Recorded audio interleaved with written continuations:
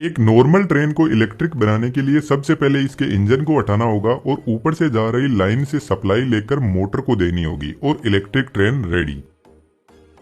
लेकिन ऊपर से लाइन का सिर्फ फेज वायर ही आता है जिसमें मोटर नहीं चल सकती है, तो न्यूट्रल वायर के लिए एक अलग से वायर लगा देना क्या सही तरीका है?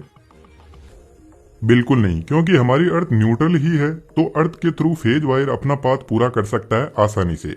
एक पेयर ऑफ व्हील्स के बीच में एक मोटर लगी रहती है और एक ट्रेन के इंजन में 2 बोगी होती है और 2 बोगी में टोटल 6 मोटर लगी रहती है।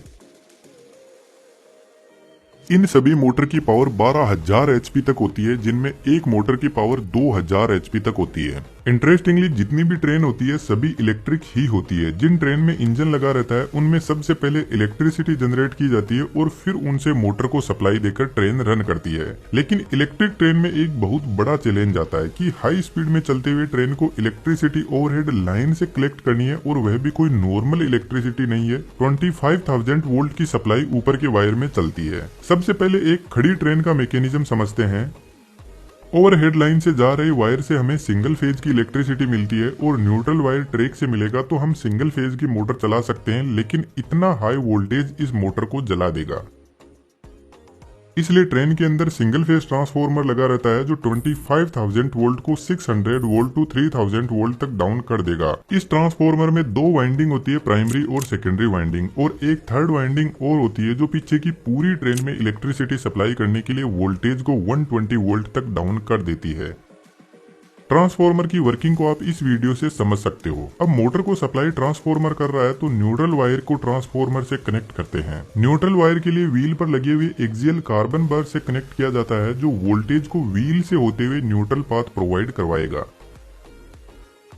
लेकिन सिंगल फेज मोटर अभी भी एक प्रॉब्लम बनी हुई है, क्योंकि सिंगल फेज मोटर में एक वाइंडिंग होती है जो इतने लोड को चलाएगी तो उसमें कॉपर लॉसेस बहुत ज्यादा बढ़ जाएंगे और इसका टॉर्क नॉन यूनिफॉर्म हो जाएगा। इसको आसानी से कुछ इस वीडियो की हेल्प से समझा जा सकता है। मोटर चलेगी तो सही, लेकिन कुछ इस तरीके से। तो यूनिफॉर्म टॉर्क के लिए 3 फेज इंडक्शन मोटर काम में ली जाती है, लेकिन 3 फेज इंडक्शन मोटर लगाते ही एक प्रॉब्लम आ जाएगी। हमारे पास में तो सिर्फ सिंगल फेज की सप्लाई है, तो फिर हम ओवरहेड लाइन से 3 फेज लाइन का सेटअप करते हैं, जो इंजीनियर वाला बिल्कुल भी आइडिया नहीं है, और यह एक बहुत ही कॉस्टली तरीका भी है, और हाई स्पीड में चलती हुई ट्रेन की वजह से वायर आपस में टकरा सकते हैं।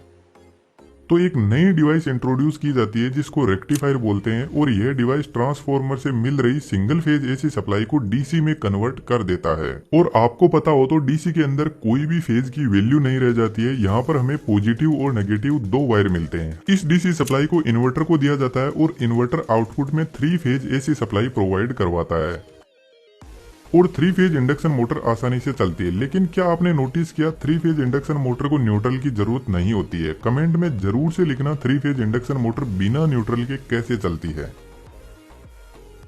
इंडक्शन मोटर की अच्छी बात है कि वेरिएबल फ्रीक्वेंसी ड्राइव के थ्रू मोटर की फ्रीक्वेंसी को कंट्रोल करके मोटर की स्पीड को कंट्रोल किया जा सकता है। तो बेसिकली ट्रेन में बैठा हुआ ड्राइवर ट्रेन की स्पीड को बढ़ाने के लिए मोटर की फ्रीक्वेंसी को ही इंक्रीज करता है।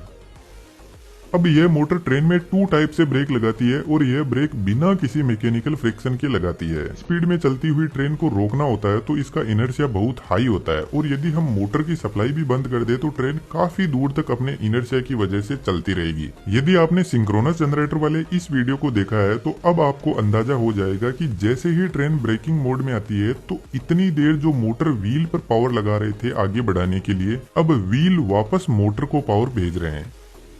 यह कुछ रोलर स्केट्स के जैसा होता है। पहले भाग के हम इनके ऊपर बैठ जाते हैं, और अब यह वापस अपनी एनर्जी रिलीज करके हमें आगे लेकर जाते रहते हैं। जब यह इंडक्शन मोटर एक मोटर की तरह काम करेगी तो स्टेटर का मैग्नेटिक फील्ड आगे होगा और रोटर का मैग्नेटिक फील्ड पीछे होगा। लेकिन जैसे ही यह जनरेटर की तरह काम करेगी तो अब रोटर का मैग्नेटिक फील्ड आगे हो जाएगा और स्टेटर का पीछे। तो मोटर अब जनरेटर की तरह काम करने लग जाएगी, जिसको रीजनरेटिव ब्रेकिंग बोलते हैं। तो इलेक्ट्रिसिटी जनरेट करने के लिए मोटर व्हील पर ऑपोजिट डायरेक्शन में फोर्स लगाएगी और ट्रेन में ब्रेक लगने लग जाएंगे। इसलिए ट्रेन के अंदर जो इंडक्शन मोटर होती है असल में उसको इंडक्शन मशीन बोला जाता है, और मोटर और जनरेटर उसके मोड होते हैं। लेकिन यह ब्रेकिंग जब ट्रेन हाई स्पीड में रहती है तभी काम करते हैं। स्पीड डाउन होने पर इस ब्रेकिंग का इफेक्ट भी कम हो जाता है।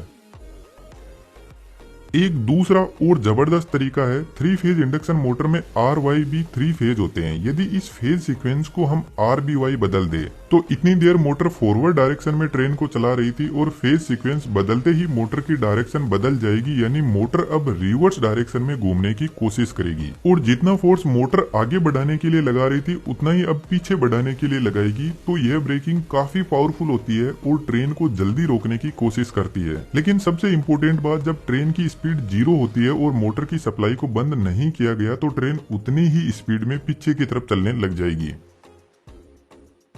अब मोटर के अकेले से काम नहीं चलता है, ट्रेन के हर कोच के पास में ब्रेक सिस्टम होता है जिसको मैंने इस वीडियो में डिटेल से एक्सप्लेन किया है। तो हमने ट्रेन को सक्सेसफुली स्पीड में चला दी, लेकिन अभी भी मुद्दा वहीं पे अटका हुआ है कि हाई स्पीड में चलती हुई ट्रेन इलेक्ट्रिसिटी कैसे कलेक्ट करेगी। ऊपर की तरफ ये जो वायर देख रहे हैं इसको कॉन्टेक्ट वायर बोलते हैं और इसके ऊपर एक वायर और होता है जिसको कैटेनरी वायर बोलते हैं। कैटेनरी वायर कॉन्टेक्ट वायर को सपोर्ट भी करता है और कॉन्टेक्ट वायर यदि कहीं से टूट जाए तो इसमें 24 किलोवोल्ट की सप्लाई होती है जो इन ड्रॉपर की हेल्प से सप्लाई इस कॉन्टेक्ट वायर में बनाए रखता है। इस कॉन्टेक्ट वायर से ट्रेन अपना कनेक्शन बनाने के लिए एक मैकेनिज्म का यूज करती है जिसको पेंटोग्राफ बोलते हैं। पेंटोग्राफ स्प्रिंग लोडेड भी होता है और इसमें न्यूमेटिक सिस्टम होता है जो एयर प्रेशर के थ्रू अपनी हाइट को एडजस्ट करता रहता है। क्योंकि कॉन्टेक्ट वायर एक तो इक्वल हाइट पे नहीं रहता है और दूसरा रीजन, जब ट्रेन किसी टनल में से गुजरती है तो कम स्पेस होने की वजह से कॉन्टेक्ट वायर ट्रेन के काफी पास में आ जाता है, जिसकी वजह से पेंटोग्राफ अपनी हाइट को एडजस्ट करके कॉन्टेक्ट वायर से अपना कनेक्शन बनाए रखता है। लेकिन यदि आपने नोटिस किया हो तो हाई स्पीड में चलती हुई ट्रेन में बिल्कुल स्पार्किंग नहीं होती है। उसके पीछे रीजन यह है कि पेंटोग्राफ का जो अपर सरफेस होता है वहां पर ग्रेफाइट की कोटिंग की जाती है। इस ग्रेफाइट की कोटिंग के दो फायदे हैं। फर्स्ट, जिस तरीके से ऑयल एक लुब्रिकेंट का काम करता है और फ्रिक्शन को कम करता है, उसी तरीके से ग्रेफाइट एक सॉलिड लुब्रिकेंट होता है जो स्पार्किंग को कम करता है। सेकंड, कॉन्टेक्ट वायर कॉपर का बना होता है, तो हम यह चाहते हैं कि कॉन्टेक्ट वायर फ्रिक्शन की वजह से नहीं घिसना चाहिए, क्योंकि इसको बदलना बहुत भारी काम होता है और बार बार इसको बदलना कॉस्टली भी बना देता है। इसलिए फ्रिक्शन की वजह से ग्रेफाइट ही घिसता रहता है और जरूरत पड़ने पर इसी को बदलते रहते हैं। अब बात ऐसी है कि जो कमजोर होता है उसी को झुकना पड़ता है। लेकिन यहाँ पर भी इंजीनियर ने गजब दिमाग लगाया। इन्होंने कॉन्टेक्ट वायर को एकदम सीधा नहीं रखा, कुछ ऐसे टेढ़ा मेढ़ा कर दिया जिसकी वजह से ग्रेफाइट का सरफेस एरिया बढ़ गया। अब इसके दो बेनिफिट है। एक तो ग्रेफाइट का टेम्परेचर नहीं बढ़ेगा जिससे स्पार्किंग कम होगी और ग्रेफाइट की लाइफ भी लॉन्ग हो जाएगी। इस पेंटोग्राफ वायर से डायरेक्ट सप्लाई ट्रांसफार्मर तक जाती है, लेकिन ट्रेन की बॉडी और पेंटोग्राफ के बीच में हाई रेजिस्टेंस वाले इंसुलेटर लगे रहते हैं जो ट्रेन में बैठे हुए पैसेंजर को इलेक्ट्रिक शॉक से सेफ रखते हैं। उम्मीद करता हूँ दोस्तों वीडियो आपको अच्छा लगा होगा।